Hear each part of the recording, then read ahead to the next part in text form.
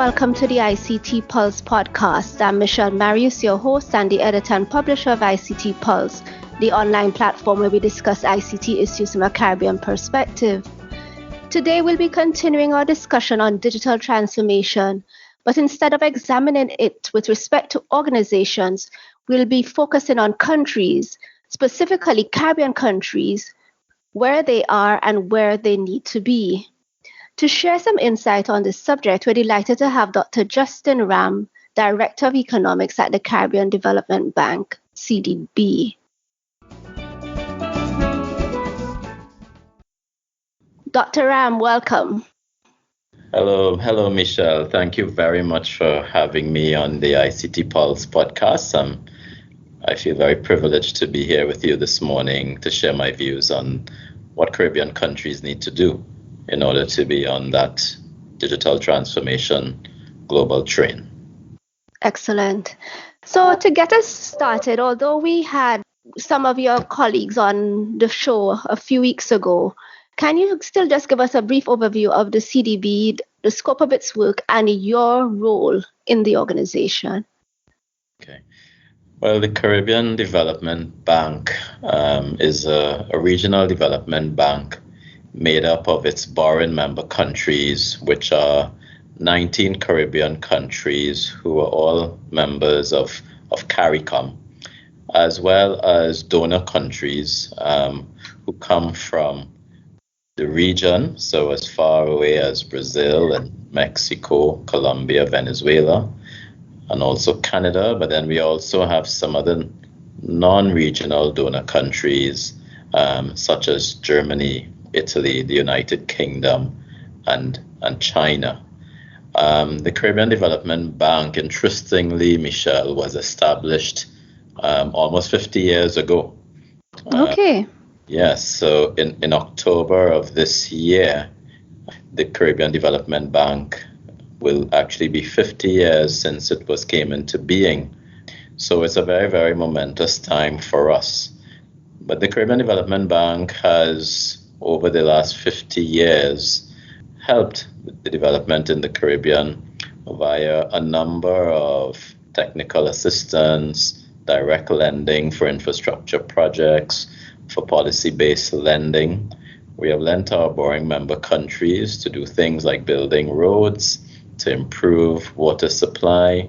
We have helped with macroeconomic stabilization, and we've provided a number of technical assistance to many organizations in the region, including our governments. And we also lend directly to the private sector at times, and that's actually an area that we want to put a greater focus on as we move into the next chapter of the Caribbean Development Bank's, I should say, future. Currently, the CDB has about $1.6 billion in its portfolio. And as I said before, that's made up of a number of different types of projects, which includes infrastructure and policy-based lending. Where's the Caribbean Development Bank now? Well, the Caribbean has made significant progress over the years, but the Caribbean still needs to do a lot in order to be part of the global supply chains. And we intend to be a partner with our borrowing member countries as they chart a course towards development status. Excellent. There's so much to delve into there, but I'll get back to some of the points that you made earlier, and just want to focus on digital transformation and kind of get us off to a start on that topic. What does the term digital transformation mean to you and to the bank as it relates to countries? Well, digital transformation as it relates to our countries, really as we see it, is the use of digital technology to bring greater efficiency to everything that our borrowing member countries do. And I try to look at it through the eyes of examples. So take, for example, currently if you have to renew your driver's permit in many of our borrowing member countries, that means taking time off from work, going into some type of driver's licensing authority, having your picture taken and then the card being issued to you. As we see, a digital transformation should make that particular process become a lot easier by perhaps you as an individual being able to do that online. You apply for the renewal of your driver's permit online, and then that renewed driver's permit is perhaps sent to you in the post, thereby cutting out all of the time that an individual needs to take in order to go renew that at an office. And that type of an example can be repeated across many other types of transactions that individuals have to do within our board member countries on a daily basis. That's what we see digital transformation meaning for our countries, enabling greater efficiency, enabling greater effectiveness, and of course, generally just improving the overall welfare of our countries, because the less time people have to take in order to do some of these, which I would call non-productive exercises, means that their time can be used for greater productive areas and therefore boosting overall economic productivity and growth in the Caribbean. Understood. So how would you describe the state of digital transformation across the region? Do you all have any sort of metrics that you might have been using to have some idea as to how to measure it? Well, that's a very good question.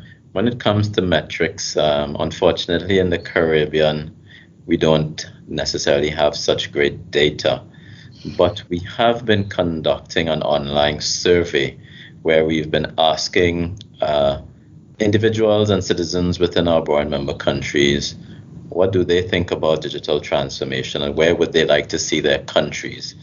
And interestingly, the majority of respondents have said they really would welcome some type of digital transformation. Now, where is the Caribbean as that currently stands?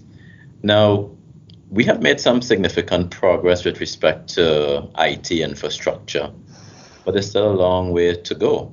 So even as it relates to the regulation of online data, these are things that we need to do in order to help us move towards a digital future. So in a nutshell, Michelle, unfortunately, we don't have the statistics to tell us exactly where our countries are, but I should say anecdotally, from the initial responses that we've got to our online survey, suggests that individuals in our countries are saying to us that, look, we need to do more. They want us to move towards a digital future quite quickly. And we at the Caribbean Development Bank are hoping to enable our countries to get us to that digital future. Okay. Is the survey still open? Yes, the survey is still open and it can be accessed via our website. Okay. That's www.caribank.org. Okay, I'll put a link to it in our show notes and in the blog article that will accompany this episode. So I do hope that members of our audience will at least participate, share their views on what digital transformation means to them, where they think the region is deficient, and where we should place our attention. Yes, I would welcome that. Thank you. Okay. I wanted to talk about a discussion paper that the bank released probably about maybe almost 2 months now, called Digital for Caribbean Development, which I gathered was, I guess, certainly to continue the discussion on digital transformation, where we are and where we need to be. What was the impetus for preparing such a document? Well, the impetus for that particular document was really around our desire to begin to understand where our countries were with respect to digital transformation and to get an understanding as to where our countries need to be. Now, while I said there is some data available, I have to admit that we didn't quite get all of the data that would really give us a sound picture as to where we are. But what was interesting when we did that particular exercise was that we were able to determine what were some of the priorities that would be necessary for us to move towards that new digital age for the Caribbean. And so we had a number of recommendations, which I could probably speak to those now for you. Okay, yes, please. So one of the recommendations we had in that paper was that we need to ensure that our education system is preparing our school leavers, those coming into the labor market, with the right skills so that they can truly, I guess, benefit from the global digital transformation that is happening. We recognize that there are going to be new skills required. And so anyone who's coming into the labor market now should have the skills that would allow them to participate fully in that. And you know what's so brilliant about this, Michelle, is that, as you know, in the Caribbean, by our very nature, we have to export in order to survive. And so traditionally, we have exported goods and commodities, and to some extent, we have exported services, mainly via tourism. But it means through digital transformation, if our people now have the right skills, they can get involved in global supply chains that would allow them to now export their skills directly, but without having to migrate, let's say, to other countries. I think that that's quite a brilliant thing. So take, for example, the whole concept of 3D printing. If, for example, we have a young entrepreneur in the Caribbean who is developing some type of a prototype of a new design of some sort, then that individual can simply start to export the designs to various parts of the world, and someone with a 3D printer in that country can then print that design and get that product in a matter of days rather than for it taking weeks to get there. And so we think that if our people have the right skills, they can participate fully within the global supply chain. A second recommendation we had was that we really need to ensure that our IT infrastructure is up to scratch. We have made significant progress in many of our borrowing member countries. The penetration of the usage of cell phones has increased tremendously, but we want to ensure that more and more people can access and use the internet. And so having good Wi-Fi available, having good bandwidth is really important, but also more importantly is having access to that bandwidth at a cost that is affordable. And so these are some of the things that we have looked at that will be very, very important for us going forward. How do we have proper digital markets so that access to these types of services become readily available to our borrowing member country citizens and residents? Another recommendation that we found when we did the paper was that it's particularly important that governments get on board with this. And so we think that a priority area for our countries is to move forward with e-governance. As you remember previously, when a few minutes ago I spoke about that example of when you have to go to renew your driver's license, and if you can move some of those processes online, it would make you become so much more efficient. So we're saying to our governments, it's really time that you move towards e-governance and e-governance platforms. And you know, only this morning, Michelle, I was reading in the Financial Times about what the Russian government is doing on taxation. And what they have done, and this is where I think our countries need to consider going, is that all transactions throughout the economy are connected to their taxation revenue authority. So it means that, for example, the collection of value-added tax, which most of our countries have, becomes quite easy to do. And then you also now break down the gap between what should be collected and what is actually collected. And typically in countries that can range from about 10 to 20%. So there can actually be a lot of taxation leakage because value-added tax isn't being collected. But what we're saying now is if our governments move towards e-governance platforms similar to what they're doing in Russia, then you can see a great improvement even in tax efficiency. And that's on the government side. But could you imagine what that also means for the individual? It means that you as an individual, you as a corporation, could perhaps do your taxes, your tax returns online in a matter of minutes, because transactions would all be recorded. That means that there's so much time and productivity savings associated with that. And then I would say as well, another recommendation is that we have to ensure that our regulatory environment is up to scratch, so that when we do introduce a number of these reforms, that we have the necessary, backup legislation to ensure that people's data and privacy are protected. These are things that we think our countries need to focus on as a priority as we move into what we consider the digital transformation stage. Absolutely. I mean, these were excellent recommendations. I do, however, have a couple of questions, I think, for at least 3 of the 4 recommendations. With respect to the educational component, one of my concerns has been that so far, and I guess it really speaks to the fact that perhaps we need to be doing more and really looking critically at what this digital age requires. Because, we certainly are still at a point across the region where we're trying to get computers in schools and tablets in schools and perhaps getting the curriculum to better integrate ICT and the use of technology in the learning process.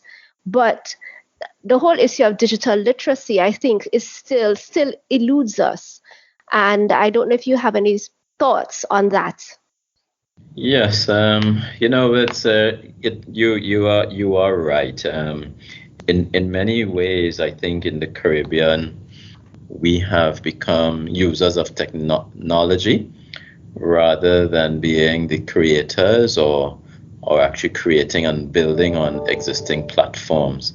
And so I think students who are currently in our school and education system need to be taught these skills. These are the types of skills that are going to be critical going forward.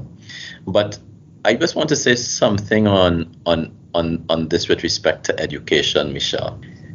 As you know, in the Caribbean, many of our governments are constrained with respect to their budgets. Some of our countries have very high debt levels, and so the level of expenditure on education might not be where we need it to be. And certainly for someone who might be living in a rural area, might not have access to the best quality education that is available. We see that technology can help us bridge that divide. So take, for example, an example that I like to use for a student who is living in the hinterlands of Guyana. That person might not be able to get to the coastal schools in Georgetown, for example, where they might have the best education.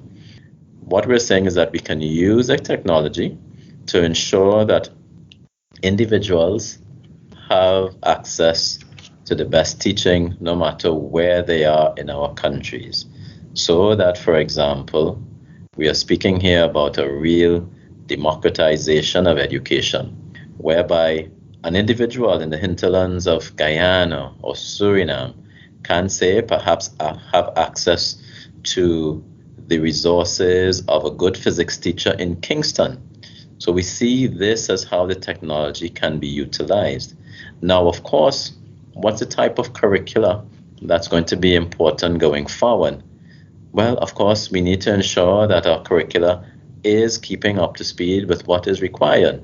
So the ability to code, the ability to understand blockchain technology, the ability to understand business intelligence and to analyze data and to how to understand artificial intelligence and to look at algorithms and to understand all of these concepts will be critical.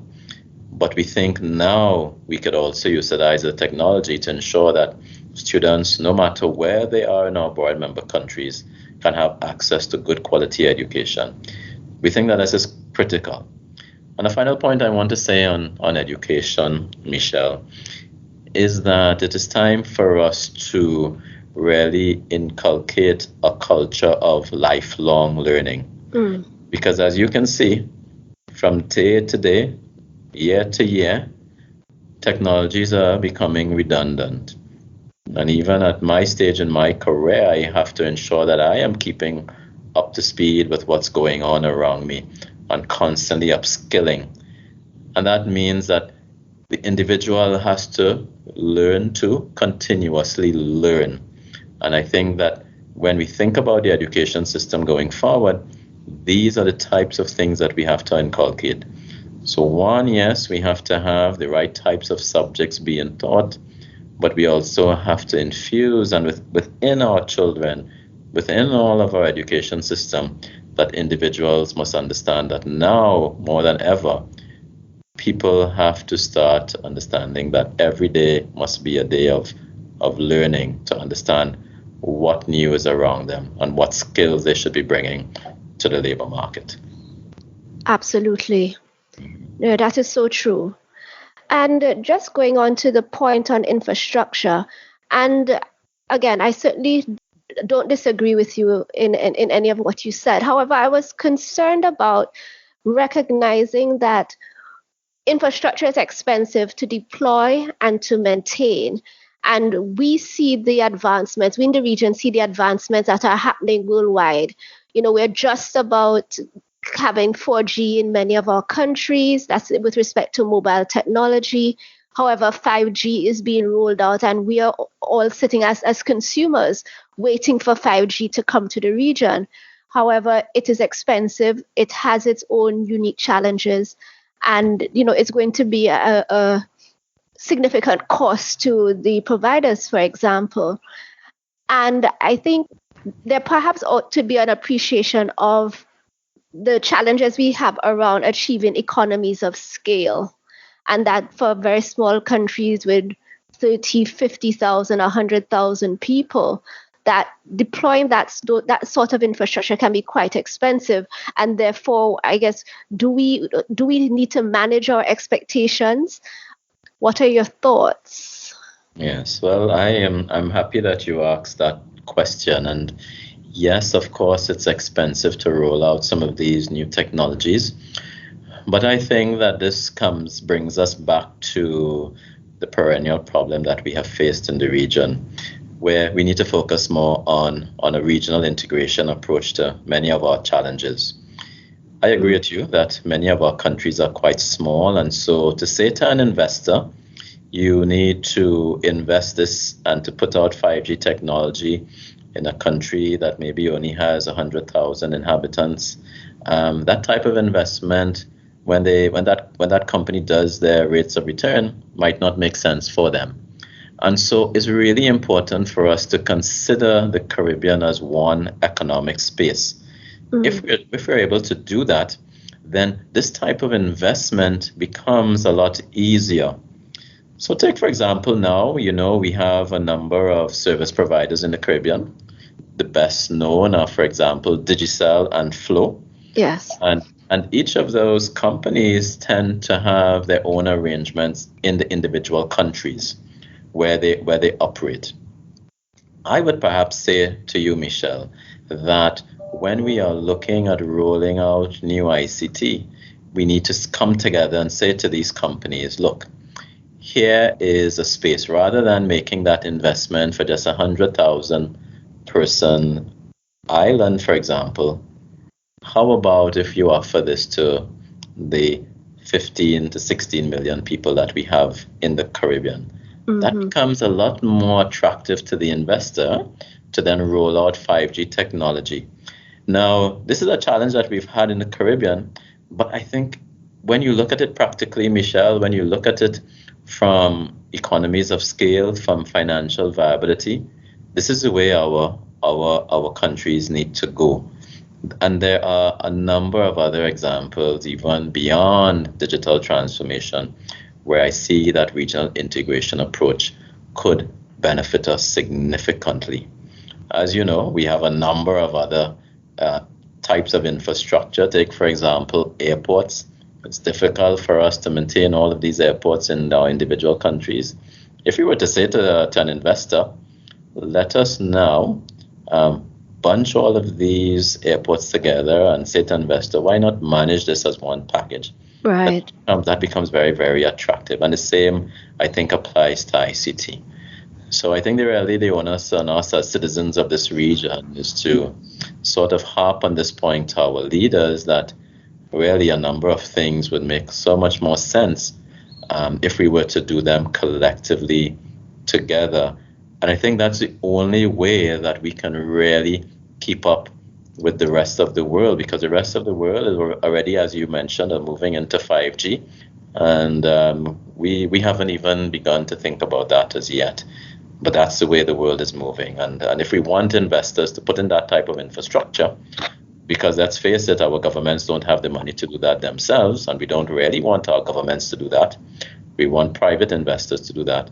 It becomes a lot more palatable to the investor if they're doing that in a market of 16 million rather than just in individual markets where some markets might have 50,000, 100,000 people. Mm-hmm. Absolutely. Okay, and just the last one of the recommendations I wanted to touch on was the one on government getting on board and focusing on e-government. And the thing, though, is that at least we've been hearing about e-government for about, 15 years by now.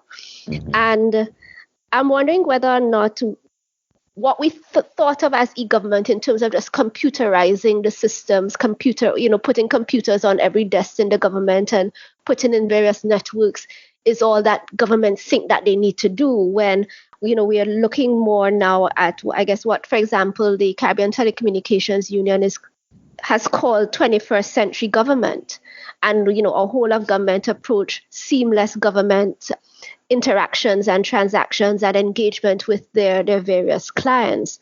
Do you think that we have antiquated views about what e-government is and should be at this point in our evolution? Yeah. Yes, well, I think so, and I think the definition of e-government has probably evolved over time, and while maybe a couple of decades ago the move towards having computers on all the desks of public servants was perhaps considered a way of moving towards some type of e-governance, but certainly now that definition has evolved considerably. And I really think the definition means that what governments have to consider, what is government's role? Government's role right now, at this point in time in our history, should really be the facilitation of economic activity within our countries, facilitating greater private sector-led growth. And so if you want to do that, all transactions that individuals or corporations must undertake with our governments must be as seamless and as painless as possible.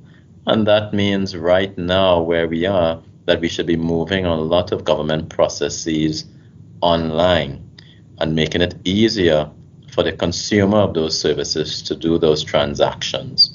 Now, in order to do that, yes, you have to have the infrastructure, but it also requires the proper legislation.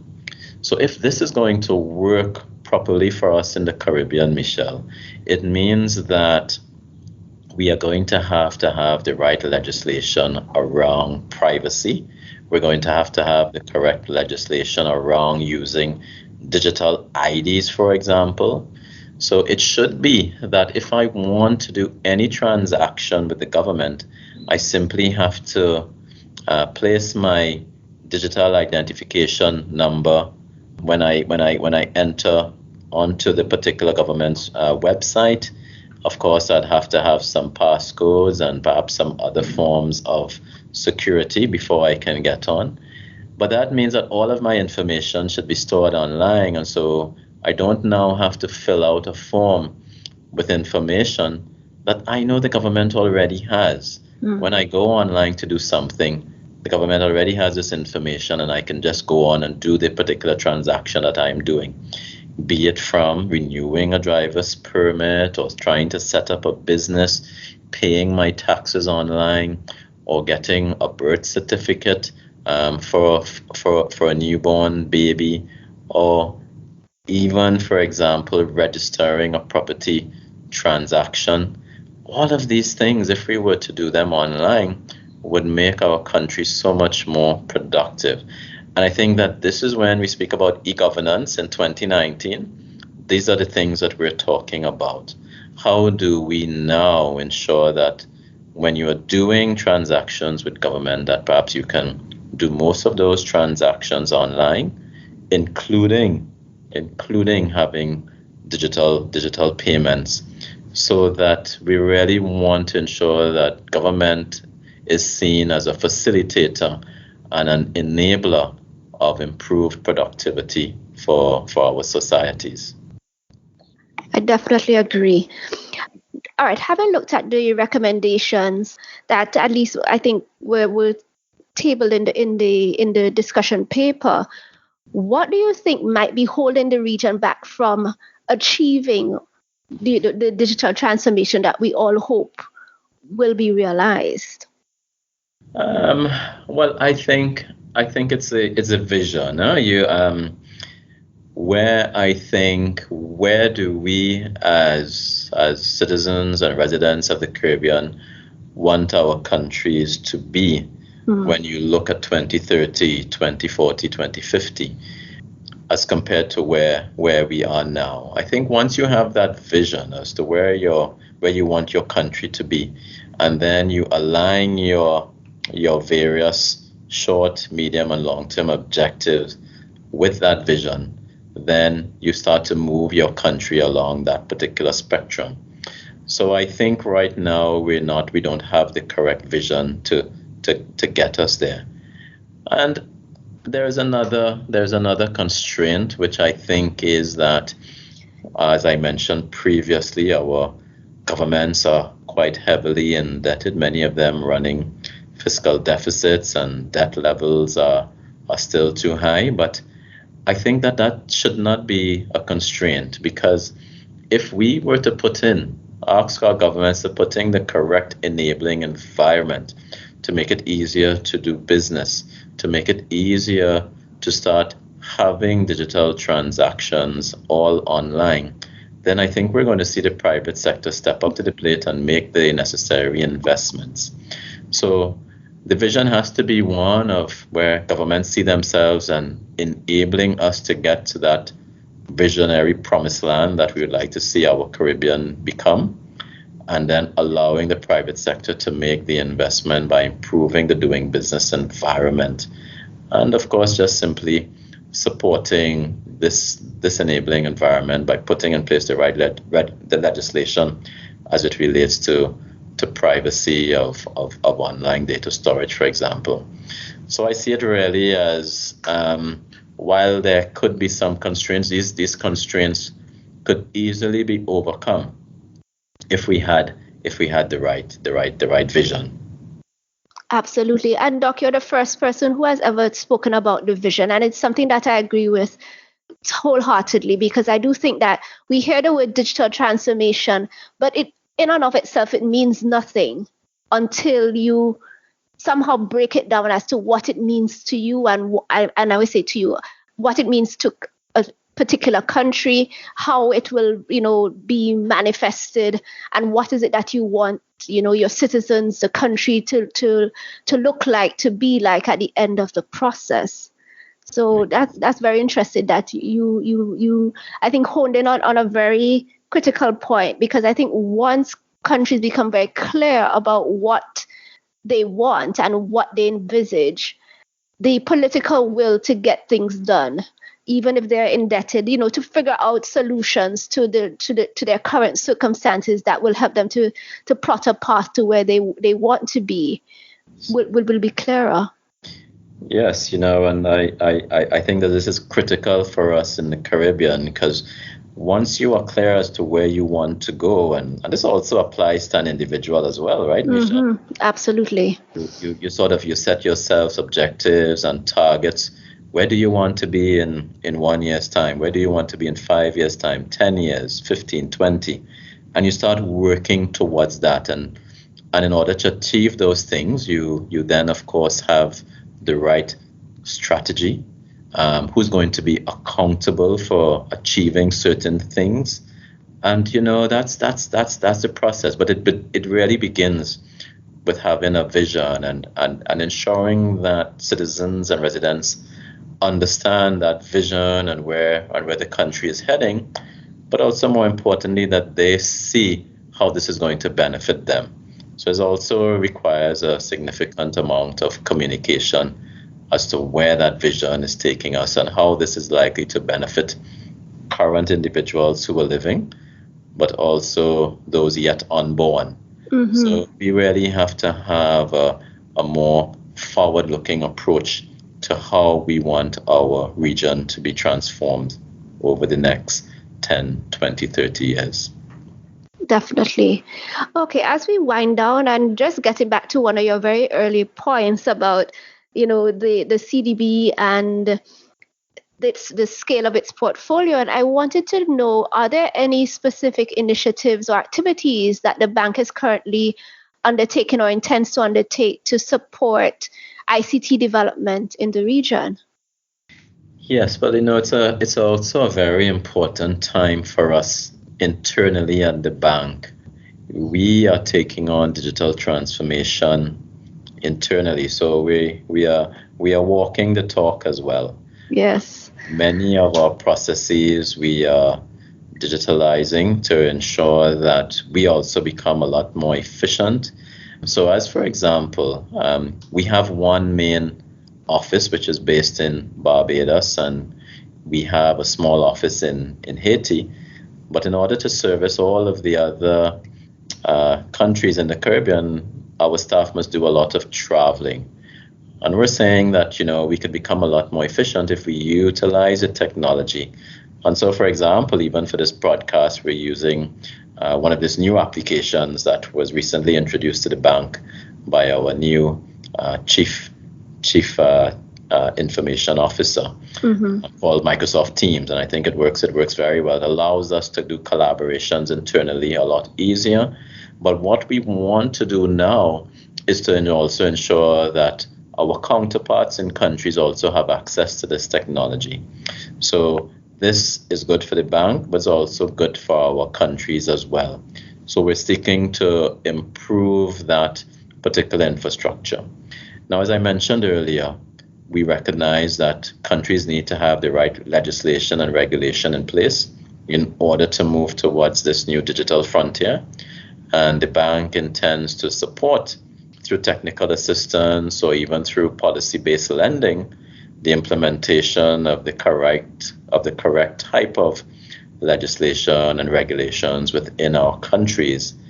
And I think following on from that, countries might be required to make some types of investment in infrastructure, and the bank stands ready to assist either governments or the private investors to make those types of investments, because we also have in the bank a PPP unit, a public-private partnership unit, whereby we can do arrangements with the public sector and the private sector to help move our countries towards a digital transformation age. So the bank is in a very good place to assist our countries, and we stand ready, willing and able to do so. But first of all, we understand that we need to ensure that we are making the correct use of technology internally, so that when we go out there to preach the importance of moving towards a digital future, we can do so from a place of practice where we know that we have been utilizing the technology as well to enable greater efficiency in our operations. Excellent. But I have two last questions before I let you go, Dr. Ram. The first one is with respect to data collection. When we were talking about just trying to get a sense as to the state of digital transformation in the region and not having the data, would the bank be prepared to do some research on that? of its own volition, not necessarily being that a country or particular country requests it, but just trying to help to get a better handle on the state of ICT and ICT development, digital transformation, etc. in the region? Yes, and we do have on the cards. We would like to do some more research on this, and so we are actively looking at that. Now it's a matter of doing the research, but also helping our countries at the same time. And at the bank, we usually like to speak about changing the wheels on the bus while the bus is moving. So we intend to do the research, but also we want to do some pilots within our country. So while we are gathering information, we're also assisting with countries to move forward with respect to to what's going on within their ICT and digital space. So because the reason for that, Michelle, is that yes, we can analyze, and that's very important, but we also recognize the need to also at this time concurrently move our countries forward on this digital age, because the more time we take, the more time we're going to be left behind. And you know, I'm a passionate citizen of this region, a region that I love so dearly, and I guess I want to see our region be at the cutting edge where we are globally, and maybe I can also be a dreamer and think that we can be the ones setting the stage. We can be the ones who are saying to the rest of the world, okay, it is time for you to catch up to us. I think, you know, we have to think bold. You know, I always like to draw on the examples that our many athletes have shown us. You know, Usain Bolt and Fraser Price and Brian Lara have been at the top of their professions, and I don't see why is it that our countries can't be at the top of the pyramid when it comes to digital transformation in the world on a global stage. Absolutely. All right. So my next question was with respect to the private sector. One said that with respect to public-private partnerships, but would there be any initiatives ICT related that probably goes down to the individual and helping to whether develop our capacity in the region? Yes, and I think the bank has been a significant catalyst for education reform in the region. And in fact, I would say that our education specialists at the bank are maybe some of the best individuals that we have when it comes to education in our region. And I might even go further and to say some of the best education specialists globally. And I would say that we see, as part of our ongoing mission, and this now includes digital transformation as a cross-cutting theme across the bank, that it will become important for us to ensure through our education interventions that individuals have the right skills, that the curricula within schools, within secondary, tertiary education, and of course within primary, that our students are learning the correct skills. And I think that it's really important for us at the bank to be advocates for change, to allow our educators in the region to understand that what they must inculcate within our students is an understanding of what's coming, and to ensure that students have the correct skills for that. So as I mentioned before, understanding data analytics, understanding algorithms, and understanding business intelligence, being able to code, understanding the use of blockchain technologies and how this can all bring greater efficiency. These are very, very important skills that will be utilized over the coming decades. And so at the bank, it's important for us to constantly advocate that the school's curricula include these types of courses. And just to say, Michelle, we have over the years supported an initiative called Tech Beach, which is traditionally held in Montego Bay in Jamaica, usually towards the end of the year. And for the last couple of years, we have been a significant sponsor of that, where we try to bring young entrepreneurs who are operating in the tech space to meet leading figures from global technology firms to help them move their businesses along, to get new ideas, to put them in incubators so that they can develop and hone their businesses so that they can be at the cutting edge. So the bank is really, I think, involved in a number of initiatives that can promote digital transformation through the education system, but also ensuring that entrepreneurs are at the cutting edge of what's going on globally so that their businesses can be the most successful that it could possibly be. Wonderful. So, Doc, my final question, I promise, is we were talking about the discussion paper, and I just wanted to know whether or not it was still available and whether or not the bank was still looking for feedback on the paper. Well, the paper, we are making some revisions to it. I think just mainly editorial, and that paper should become available again online soon.